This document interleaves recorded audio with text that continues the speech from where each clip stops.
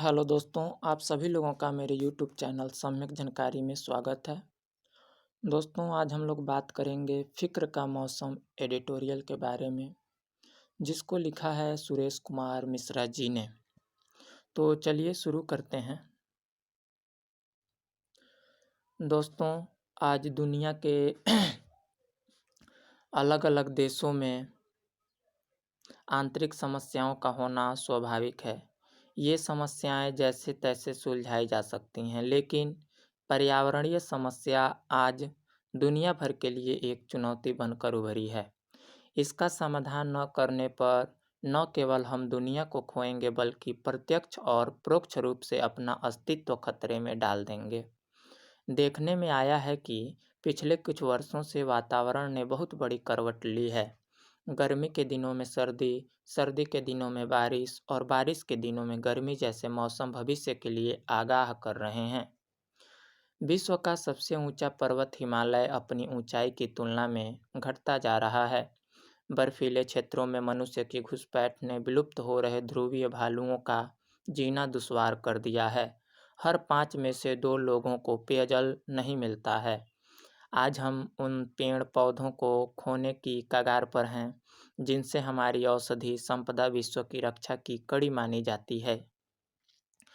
महासागरों में पानी स्तर बढ़ता जा रहा है। यह सब क्यों हो रहा है? यह सब बिना बाह्य हस्तक्षेप के संभव नहीं है। केवल अपने स्वार्थों के लिए आज का दोहन करने वालों से कुछ सवाल है। मसलन, क्या हम अपने भविष्य की पीढ़ी को प्रदूषण से लिपटी भूमि देने जा रहे हैं? अगर ऐसा है तो यह सोच तुरंत बदलनी होगी। हमारे पूर्वजों ने हमें स्वच्छ और स्वस्थ ग्रह दिया था, मगर हम क्या कर रहे हैं? हम अपने भविष्य की पीढ़ी को प्रदूषित और बिगड़ती हुई धरती का श्राप देने की कोशिश नहीं तो और क्या कर रहे हैं? जिस तरह पर्यावरणीय खतरे की घंटी बज रही है, उस हिसाब से अब समय आ गया है कि हम कुछ कदम उठाएं। हमें अपनी धरती बचानी होगी, अपने लिए न सही भविष्य के लिए। यह काम कौन करेगा, कैसे करेगा और कब करेगा? सच तो यह है कि कोई किसी का काम नहीं करता, सबको अपना काम खुद करना पड़ता है। जब इस धरती के संसाधनों का उपयोग करते हैं तो हमारा दायित्व बनता है कि हम भी उसकी रक्षा करें। धरती की रक्षा करना हमारा दायित्व है। यह काम हमें ही करना होगा। अभी नहीं करेंगे तो बहुत देर हो जाएगी। इसलिए आज हमें चीखती बिलखती लाचार धरती की पीड़ा सुननी चाहिए। उसकी भाषा शाब्दिक न सही क्रियात्मक तो है। तूफान, सूखा, भूस्खलन, बाढ़, तापमान का अचानक से बढ़ जाना आदि ये सब क्या हैं? क्रियात्मक भाषाओं का ही प्रतिरूप हैं। ये सारे संकेत धरती की पीड़ा उजागर करने में कभी पीछे नहीं रहे। आवश्यकता है हमें अपनी सोच बदलने की। भविष्य के लिए मजबूत इरादों की ज़रूरत है, मजबूत नेतृत्व की ज़रूरत है। उच्च तकनीक से लैस समाज बना लेने या देश की आर्थिक संपदा मजबूत कर लेने मात्र से हम अपनी धरती नहीं बचा सकते। कुछ बातें अनसुनी रह जाने से उसका खामियाजा आने वाला पीढ़ी को उठाना पड़ सकता है। हर साल पर्यावरण के नाम पर चिंता जताने के लिए जितनी भी बैठकें आयोजित की जाती हैं, उनका औचित्य क्रियान्वयन पर निर्भर करता है।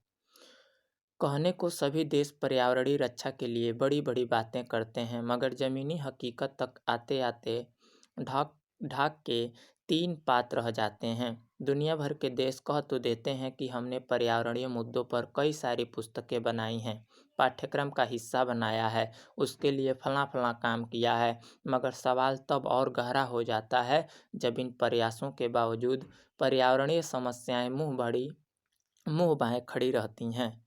इसलिए कथनी और करनी में जब तक साम्यता नहीं होगी, तब तक मुँह और हाथ अपने दायित्वों से हटते रहेंगे। हम सभी जानते हैं कि धरती पर सबसे तेज दौड़ने वाला प्राणी चीता है, पानी में मछली का राज्य और गगन में बाज का। लेकिन मनुष्य एक ऐसा प्राणी है जो धरती, पानी और गगन सब पर अपना राज समझता है, या यूँ कहिए हर जगह इसी का हस्तक्षेप है। जब कभी यह हस्तक्षेप जब कभी यह हस्तक्षेप अपनी सीमा लांघ देता है, तब पर्यावरण चरमराने लगता है।